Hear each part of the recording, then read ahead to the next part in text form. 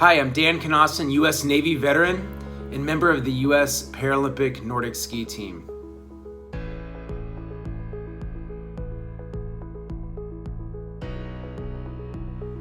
When I was in high school, I knew that I wanted to combine going to college with military service. I can't say that I ever chose to go in the military. It was just the path that I was on due to a variety of reasons. My father was a Marine. A lot of books that I had read were about the military. I just naturally was interested in joining. And so I applied to the U.S. Naval Academy my junior and senior years in high school. And that's where I ended up going after graduating high school.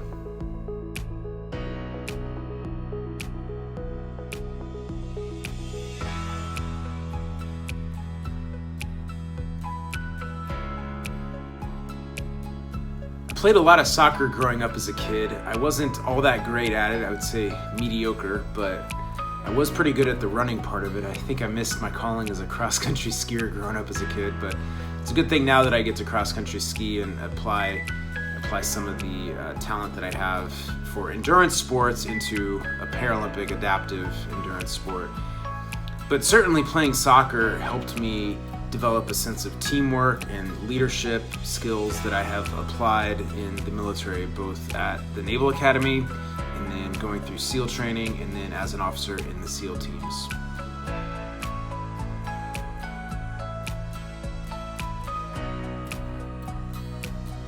When I was nearing the end of my time at Walter Reed Medical Center, going through the physical therapy that I needed to do after my injury to learn how to walk on the prosthetic legs, I was approached by a liaison from the U.S. Olympic and Paralympic Committee, and this liaison invited me to a sports camp, a recruitment camp in San Diego, and I was looking for a great reason to go to San Diego. I had been stationed there in the Navy and wanted to see some friends and just go to San Diego because it's a great area. I was approached at this sports camp by the coaches for the Nordic team for the Paralympics, and they asked if I was interested in trying cross-country and biathlon. I actually thought biathlon was running and swimming, but they corrected me and said it's cross-country skiing and shooting. I was very intrigued by this combination. It's very similar to some of the stress courses I had done in the military, and of course cross-country skiing seems like a really tough sport, both mentally and physically, and you're certainly in the elements, but you're also in nature. So I went out to my first camp on snow in Montana a few months later and was hooked ever since. That's how I got into skiing. That's how I've gotten onto the Paralympic Nordic ski team.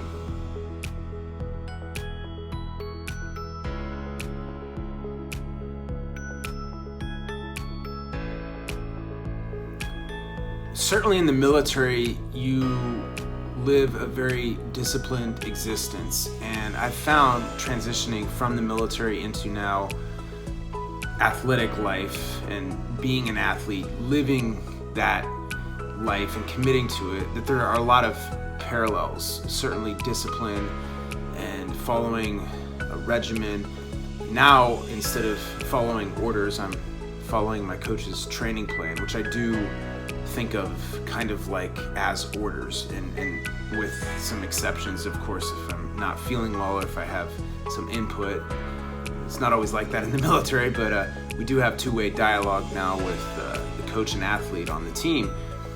But I think it's more than just the discipline, which is a fairly obvious similarity between the military and being an athlete. There's also being part of a team, there's training, there's working hard, there's setting long-term goals, there's working towards those goals. In the military, the goal was often a deployment, and you would be training up, in our case, up to a year and a half sometimes, for a very specific deployment.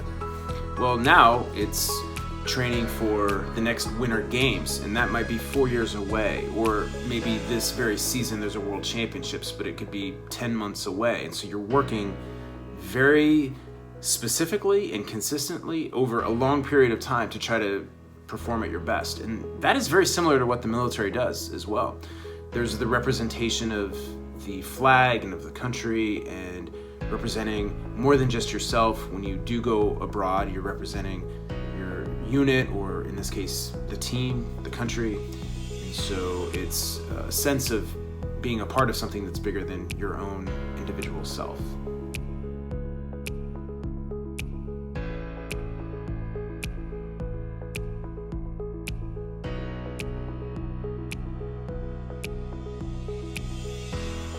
When I was nearing the end of my time at Walter Reed Medical Center, having completed the course of physical therapy that I needed to go through in order to be living a life of walking and running, which was very important to me, I was looking for the next step, the next stage in my life, and I had found it through Paralympic sports recruitment. I knew that I wanted to be a cross-country skier and biathlete on the Paralympic ski team, but I needed permission. I was still on active duty.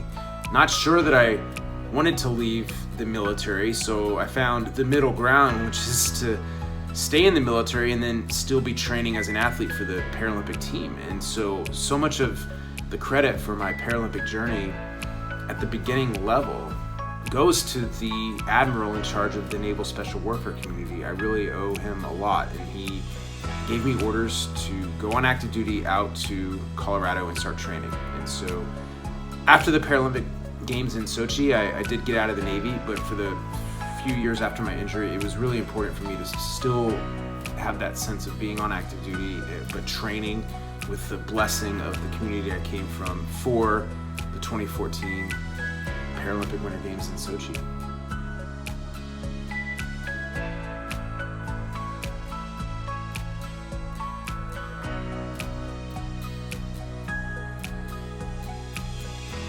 I think people are quick to point out with athletes who have represented the United States at Olympic or Paralympic summer or winter games who also have served in the military that they're wearing two kinds of uniforms, one as an athlete and one as someone in the military. And I think that is a useful thing to think about, wearing multiple uniforms representing the country as an athlete, as someone in the military, as a veteran.